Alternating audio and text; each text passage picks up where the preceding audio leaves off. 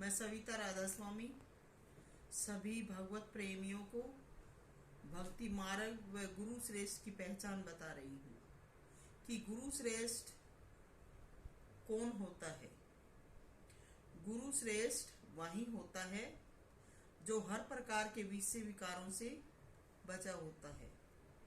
आज के युग में कोई गुरु औरतें रखने के शौकीन हैं, कोई सांग सिनेमा देखने के, कोई और दूसरे व्यसनों के।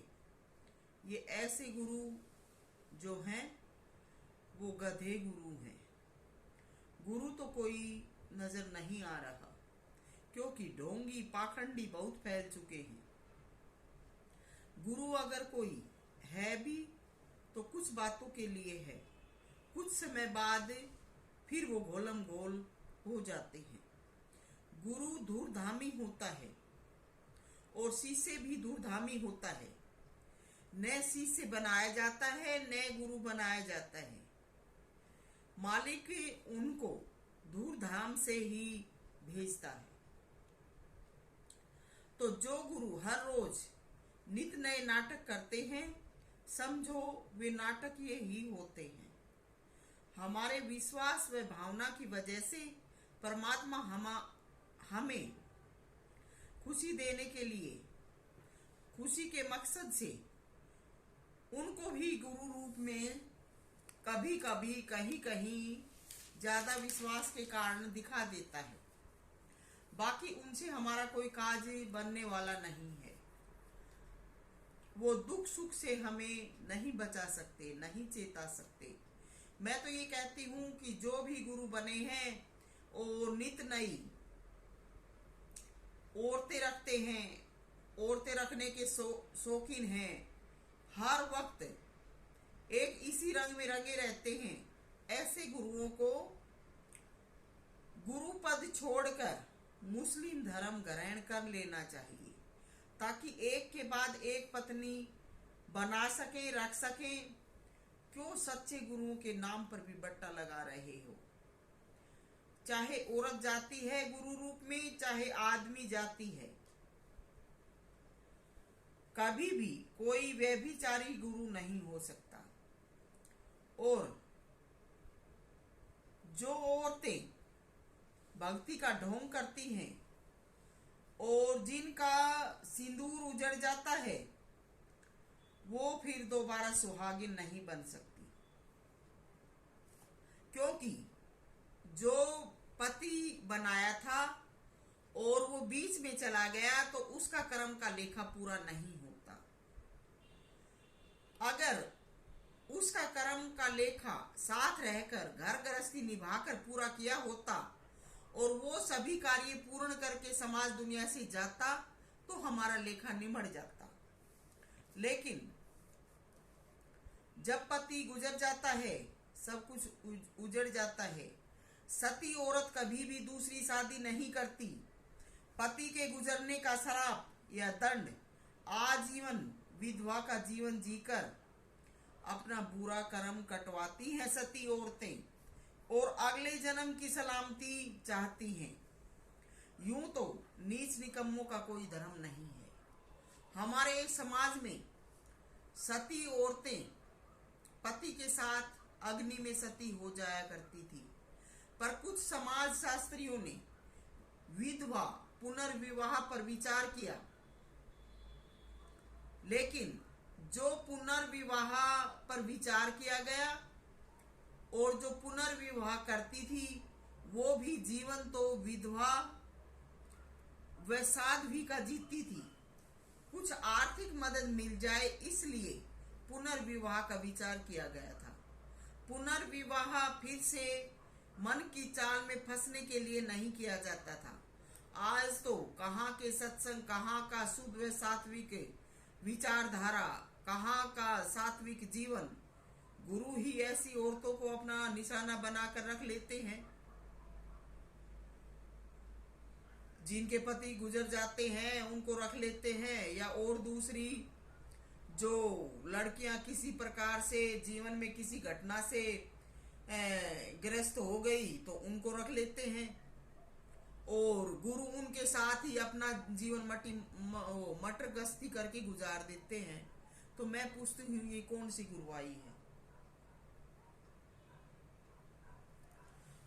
तो आजकल तो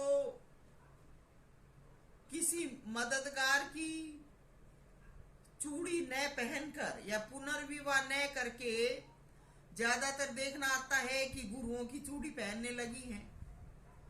तो कहाँ का नाम, कहाँ का ज्ञान, कहाँ का निर्वाण। ऐसे जो गुरु शिष्य होते हैं वो दुनिया में बहुत मौज मस्ती करते नजर आते हैं, और दूसरे जो इस प्रकार के नाटक देखने वाले होते हैं उनको भी इनसे खुशी मिलती है, क्योंकि उनका मनोरंजन खासा सा हो जाता है। लेकिन खुदा के दरबार में खुदा का जो ऊपरी रूप है उसमें उनको बहुत ही कष्ट दुख उठाने पड़ते हैं। उनका कहीं भी कोई स्थान नहीं होता है।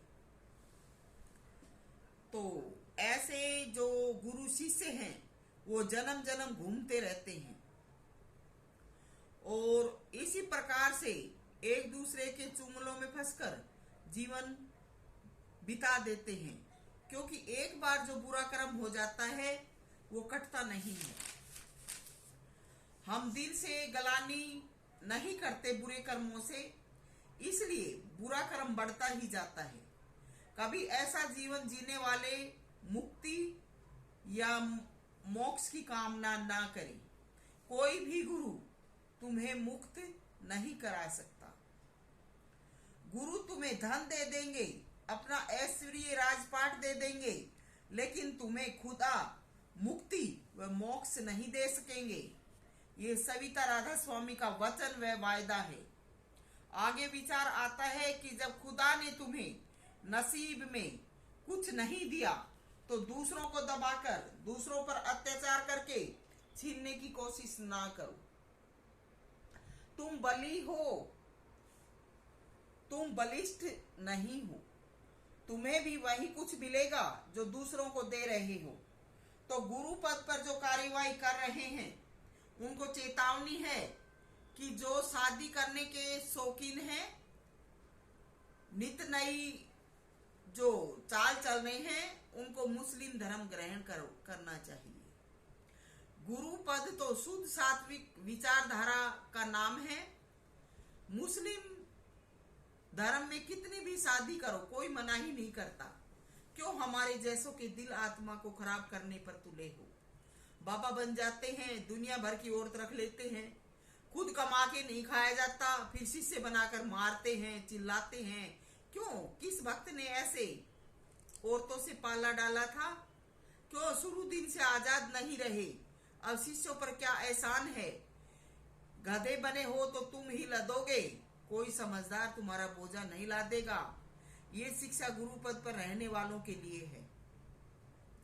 खुदा का कानून कभी नहीं बदलेगा।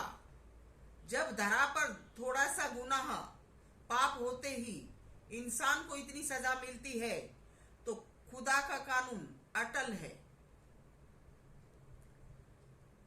खुदा के कानून में राई जितना भी फेर बदल नहीं हो सकता। कभी कोई ये सोचे कि गुरु मेरा भाई बन गया, गुरु मेरा मामा बन गया, गुरु मेरा चाचा है, गुरु मेरा भतीजा से, गुरु मेरा रिश्तेदार से, गुरु मेरा पड़ोसी है, और हमारा कर्म ऐसे ही चलता रहेगा, हमें कोई दुख तकलीफ नहीं होगी। सपने में भी भूलकर मत सोचना। गुरु तो सिर्फ गुरु होता है। अगर तुम चालबाजी करके, धोखा फरेब करके कुछ समय अच्छा बिता लेते हो तो भूलो मत, समय फिर दोबारा से तुम्हें घेरेगा। तुम्हारा कर्म तुम्हें ही चुकता करना पड़ेगा। इसलिए अपने आप को संभालो, बुराइयां छोड़कर सत्मार्ग पर चलो।